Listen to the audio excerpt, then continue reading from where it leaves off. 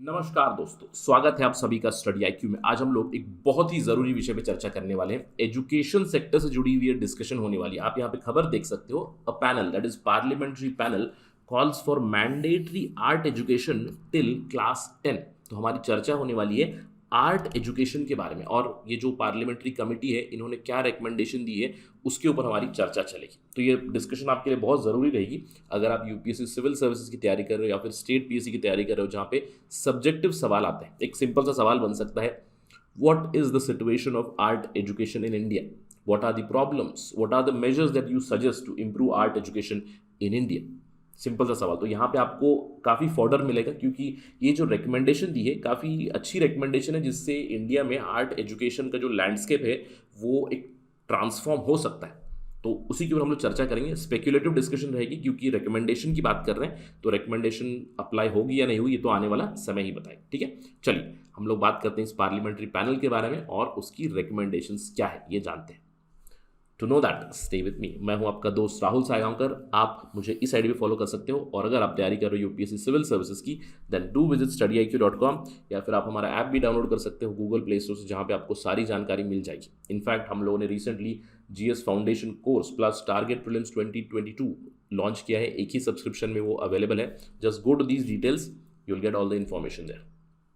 चलिए चर्चा शुरू करते हैं। कौन सी पार्लियामेंट्री पैनल है जिन्होंने फाइन आर्ट एजुकेशन के बारे में बताया? देखिए, ये राज्यसभा की कमेटी है on education, women, children, youth and sports. इसके चेयरमैन हैं डॉक्टर विनय पी सहस्त्रबुद्धे। अब इन्होंने रिसेंटली एक रिपोर्ट सबमिट की है, 335th report on education of performing and fine arts. आप देख सकते हो, डेट ऑफ प्रेजेंटेशन 9/2/2022। अगर आपको ये पीडीएफ चाहिए, you can directly get it from rajyasabha.nic.in, या फिर मैं आपको ये शेयर करूंगा मेरे टेलीग्राम चैनल पे @rahulsai222 आईडी से ही वो टेलीग्राम चैनल है। I will share this particular report. इस रिपोर्ट के बारे में आप देख सकते हो। छोटी सी ये प्रेस रिलीज है यहाँ पे, जहाँ पे इन्होंने रिकमेंडेशन वगैरह सारी चीज़ें बताई है। 13 पन्नों की ये रिपोर्ट है। अगर आप इसको देखोगे तो आपको बहुत सारी चीज़ें पता चलेंगी कि कैसे इन्होंने रिकमेंडेशन दी है। आप यहाँ पे देख सकते हो, 335th रिपोर्ट है ये on reforms in education of performing and fine arts. इन्होंने 2 मीटिंग की, एक जून में 22 जून 2021, 5 जनवरी 2022 को 2 मीटिंग इन्होंने कंडक्ट की, और इस मीटिंग में बहुत सारे स्टेक होल्डर्स इन्वॉल्व थे। Ministry of culture, ministry of education, दूसरे इंस्टीट्यूशन जैसे कि CCRT, AICT, NCERT, CBSE, Jamia Millia Islamia, IGNOU, दूसरी schools of performing and visual arts. तो इन सब से इन्होंने इनपुट लिया, और इनपुट लेने के बाद इन्होंने कुछ रिकमेंडेशन दी है, जिससे कि इंडिया में फाइन आर्ट्स और परफॉर्मिंग आर्ट्स इस एजुकेशन में बदलाव लाने के लिए कुछ सुझाव दिए। अब सबसे पहली चीज़, ये जो सुझाव दिए गए हैं ये किस फ्रेमवर्क में है? अब इस रिपोर्ट में अगर आप जाओगे तो सबसे पहली चीज़ आपको ये दिखाई देगी कि the committee notes that NEP 2020, NEP क्या है, न्यू एजुकेशन पॉलिसी, और नेशनल एजुकेशन पॉलिसी 2020 में जो रिलीज़ की गई थी उसमें इस रिपोर्ट बताती है कि for the first time a policy document clearly visualises to promote Indian languages, arts and culture. तो एनईपी, नेशनल एजुकेशन पॉलिसी, आप देख सकते हो पॉलिसी 22 पेज 53 पे आपको promotion of Indian languages, art and culture की एक चीज़ मिलेगी इन एनईपी, और उसी के तहत हम लोग ये सारी रिकमेंडेशन दे रहे हैं, ताकि Indian arts, Indian language, Indian culture को और ज़्यादा प्रमोशन मिले और आर्ट एजुकेशन इंडिया में आगे बढ़े। अब सबसे पहले रिकमेंडेशन देने से पहले ये एक्नॉलेज करना पड़ेगा कि इंडियन आर्ट एजुकेशन में बहुत बड़ी प्रॉब्लम है, राइट? क्या प्रॉब्लम? देखिए, एक सिंपल सा सवाल पूछता हूँ आपसे, इसी से आपको प्रॉब्लम समझ में आ जाएगी। क्या आप किसी व्यक्ति को जानते हैं जिन्होंने आर्ट्स में अपनी पीएचडी की है, फाइन आर्ट्स में पीएचडी की है? अगर आपको पता है तो do let me know in the comment section, you will be very lucky person. क्योंकि देखिए, प्रॉब्लम क्या है इंडिया में? There is shortage of infrastructure with respect to art education, shortage of teachers, shortage of a framework, education का framework, education का syllabus, trainers की कमी है। अब इन सब चीज़ों के बाद सबसे बड़ी प्रॉब्लम देखिए हमारी साइकी में क्या आ चुका है। इंजीनियरिंग और मेडिकल के ऊपर इतना ज़्यादा फोकस है, टेक्निकल एजुकेशन के ऊपर, मेडिकल के एजुकेशन के ऊपर, नीट, जेई, इसी के ऊपर फोकस है। तो आर्ट एजुकेशन का प्रमोशन कहाँ पे होगा? अब लॉजिकल सी भी बात है, क्यों? क्योंकि अगर आपने आर्ट एजुकेशन के ऊपर फोकस किया है तो अल्टीमेटली आपको जॉब मिल रहा है क्या? क्या इंडिया में वो जॉब मार्केट अवेलेबल है? तो ये सारी प्रॉब्लम्स ये जो कमिटी है हाईलाइट करती है, और इसी में बदलाव लाने के लिए उन्होंने कुछ सुझाव दिए हुए। सुझाव क्या है, चलिए समझते हैं। What are the recommendations? The first and the big recommendation is compulsory art education till class 10। Committee कहती है कि this education curriculum a framework has to be built, जहाँ पे एनसीईआरटी, एससीईआरटी, एनसीटी सब लोगों से मिलकर एक कंसल्टेशन के साथ एक फ्रेमवर्क बनाया जाए, एक सिलेबस बनाया जाए जिसमें music, dance, visual arts, theatre etcetera इन चीज़ों के कोर्सेज बनाए जाए, सिखाया जाए with special focus on Indian folk arts. एक सेंट्रल यूनिवर्सिटी बनानी चाहिए, राष्ट्रीय कला विश्वविद्यालय विथ रीजनल सेंटर्स। ये पैनल ने नोट किया है कि इंडिया में there is insufficient infrastructure and inadequate seat in arts courses, और जहाँ पे भी कॉलेजेस यूनिवर्सिटीज़ में ऑलरेडी है वहाँ पे they are not in a very good condition. तो इन चीज़ों को रिवैम्प करें, साथ ही साथ एक सेंट्रल यूनिवर्सिटी बनाए रीजनल सेंटर्स के साथ।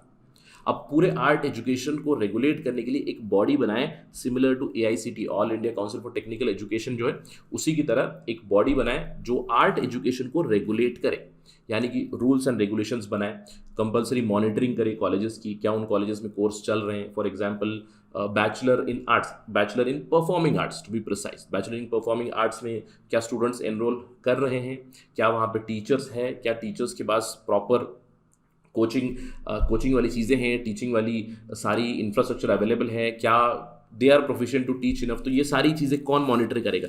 अ body which would be created on similar lines as AICT, वैसे ही एक बॉडी बनाए। इस तरह की रिकमेंडेशन आई है। इसके अलावा और भी कुछ की रिकमेंडेशन आई, जैसे कि मैंने आपको बताया कि अगर आर्ट एजुकेशन में कहीं पर चले भी जाएंगे तो उसके बाद इवेंचुअली नौकरी कहाँ मिलेगी। इसके लिए रिकमेंडेशन आई है कि यूनियन मिनिस्ट्री ऑफ एजुकेशन और कल्चर मिलके एक टास्क फोर्स अपॉइंट करें, जहाँ पे सेक्टर्स और इंस्टीट्यूशंस आइडेंटिफाई करें कि जिससे करियर अपॉर्चुनिटीज़, जो भी वायबल करियर अपॉर्चुनिटीज़ होगी उसको फाइंड आउट करने की कोशिश करें, ताकि लोगों में इसका उत्साह बढ़े। और इसीलिए मैसिव पब्लिक अवेयरनेस कैंपेन्स भी कंडक्ट करें, ये बताया गया, जहाँ पे पेरेंट्स को या माता पिता को, जो बच्चे हैं, गार्डियन, स्कूल अथॉरिटीज़, टीचर्स, सभी को ये बताया जाए कि आर्ट एजुकेशन को प्रमोट करें, इस चीज़ को इनकॉर्पोरेट करें इंडिया में। अगर आप दूसरी एजुकेशन सिस्टम देखें, स्पेशली डेवलप्ड कंट्री के एजुकेशन सिस्टम देखें, there you will find the art, the vocational studies etcetera आपको स्कूल लेवल से ही मिलेगी। तो इसी को रिवैम्प करने की बात की है इस पर्टिकुलर पैनल ने। इसके अलावा इन्होंने रिकमेंडेशन भी दी है कि कुछ इंस्टीट्यूट जैसे कि film and television institute of India, national school of drama, इसको इंस्टीट्यूट ऑफ नेशनल इंपॉर्टेंस करार दे दे, इनको इंस्टीट्यूट ऑफ नेशनल इंपॉर्टेंस का एक रिकग्निशन दे।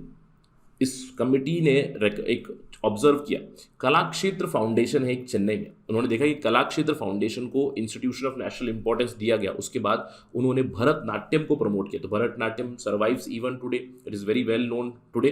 तो इसीलिए इन इंस्टीट्यूट्स को इंस्टीट्यूट ऑफ नेशनल इंपॉर्टेंस घोषित करें, ये रिकमेंडेशन दी। इसके अलावा एक बहुत ही इनोवेटिव रिकमेंडेशन एक और आई है। आप जानते हैं स्पोर्ट्स कोटा के बारे में, राइट? जॉब के लिए स्पोर्ट्स कोटा होता है या फिर कहीं पे एडमिशन के लिए स्पोर्ट्स कोटा होता है। तो उसी तरह से एक क्रिएटिव आर्ट्स कोटा बनाइए जिससे कि लोगों में प्रमोशन हो। जैसे कि मैसिव अवेयरनेस तो आपको करनी है, अवेयरनेस कैंपेन तो चलाना ही है, साथ ही साथ एक तरह का इंसेंटिव दिया जाए कि अगर आप क्रिएटिव आर्ट्स कैटेगरी में पढ़ के आए हो तो आपके लिए एक स्पेशल कोटा मिलेगा। तो इससे लोग आर्ट एजुकेशन की तरफ अपना रुख ज़रूर बनाएं। ये सारी रिकमेंडेशन आई है, तो काफ़ी डिसेंट रिकमेंडेशन आई है। लेकिन अभी तक हमारे इंडिया में प्रोग्रेस क्या चल रही है? देखिए, जब ये रिपोर्ट जो है दी गई राज्यसभा में तो वहाँ पे एक रेस्पॉन्स भी आया। यूनियन एजुकेशन मिनिस्ट्री के department of school and literacy ने कहा, as part of national education policy 2020 already CBSE ने इनिशिएट कर दिया है आर्ट एजुकेशन क्लास 9 और क्लास 10 के लिए। लेकिन यहाँ पे रिकमेंडेशन आई है शुरुआत से ही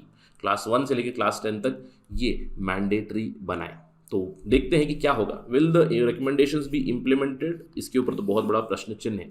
डिस्कशन की शुरुआत में ही मैंने कहा आपसे कि will the recommendations be implemented, ये तो आने वाला समय ही बताएगा। लेकिन अगला सवाल ये बनता है, विल इट बी ईजी? ये बहुत ज़रूरी चीज़ है, राइट? अब विल इट बी ईजी, मुझे बताइए कमेंट सेक्शन में आपको क्या लगता है, will it be easy to implement it? Now to help you answer that in the comment section, let me tell how to approach. देखिए, जब भी हम लोग इंडियन एजुकेशन सिस्टम की बात करते हैं, I am not talking about the arts education, normally education system की बात करते हैं, हम लोग क्या प्रॉब्लम गिनाते हैं? हम लोग गिनाते हैं कि भैया रोट एजुकेशन है इंडिया में, रट्टा मारने वाला एजुकेशन है, सिलेबस अपडेट नहीं होता है, इंफ्रास्ट्रक्चर की प्रॉब्लम है, टीचर्स की शॉर्टेज है, टीचर्स अगर है भी तो उन्हें गवर्नमेंट ड्यूटी पे लगाया जाता है, कहीं और ही ड्यूटी पे लगाया जाता है। इसके अलावा लर्निंग आउटकम्स नहीं है। हर बार और हर साल मैं कहूँगा एसर की जब भी आती है report, annual survey of education report जब भी आती है, तो हमेशा इट्स अ ग्लूमी पिक्चर कि भैया कुछ इस तरह की ऑब्जर्वेशन आती है कि 5th स्टैंडर्ड का स्टूडेंट है वो 3rd स्टैंडर्ड की बुक्स नहीं पढ़ पा रहा है। तो ये जो सारी इंडियन एजुकेशन सिस्टम की प्रॉब्लम है, इसको बस आप पिक एंड चूज कर दीजिए और देख लीजिए आर्ट एजुकेशन में भी यही है क्या। ऑब्वियसली आपको यही प्रॉब्लम्स मिलेगी और मुझे बताइएगा कि why it will be very tough to implement these recommendations और how can we implement it in a sound way. Looking at the teacher availability, क्या आर्ट्स टीचर अवेलेबल है, क्या आर्ट टीचिंग के लिए इंफ्रास्ट्रक्चर अवेलेबल है, तो इन सब चीज़ों में क्या पोटेंशियल प्रॉब्लम्स आएगी, do let me know in the comment section. Now with that note let me and my discussion. Thank you for watching this video. जय Hind. If you are preparing for UPSC Civil Service Examination, you are at the right destination. Study IQ has brought a great news for you. We have brought a GS Foundation course for UPSC Civil Service Examination, which includes preparation for both prelims and mains. We have also just now launched the Target Prelims 2022. Both of them can be availed in a single subscription. What do you look for when you start preparation for UPSC Civil Service Examination? I tell there are 3 things that you look for. The first thing is quality content.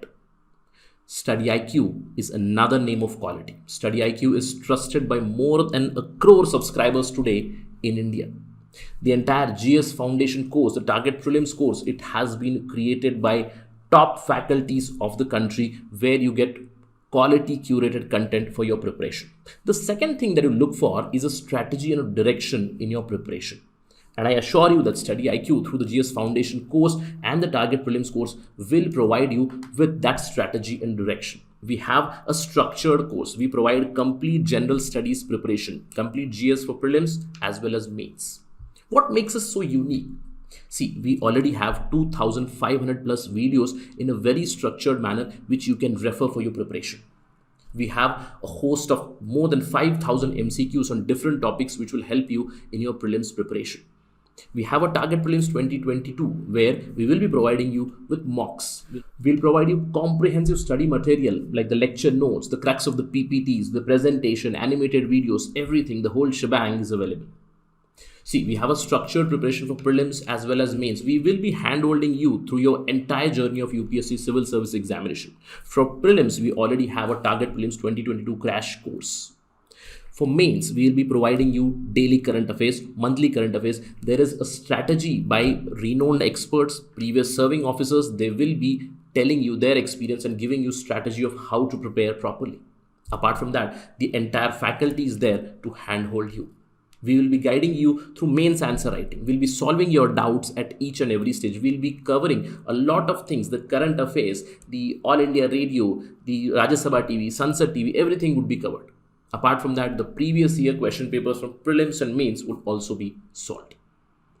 For essay, there would be a separate dedicated module. So we will be with you together through your prelims preparation, through your mains preparation, and after mains, we'll be there for you for your personality test preparation as well. Apart from general studies, we also offer host of optional courses, history, geography, sociology, public administration, political science. There are many options which are available here. And the third factor that I told is affordability in these days. Study IQ is known for its affordability. Our motto is to reach more and more number of people and provide them quality and affordable education. Just call 9580048004 to know more about us. There are a lot of discounts running on these programs and Target Prelims 2022 crash course has begun. Prelims exam is in June 2022 and if you have not filled up your application, do fill your application as soon as possible. The last date for filling the application is 22nd February 2022. So do call on this number. See you very soon.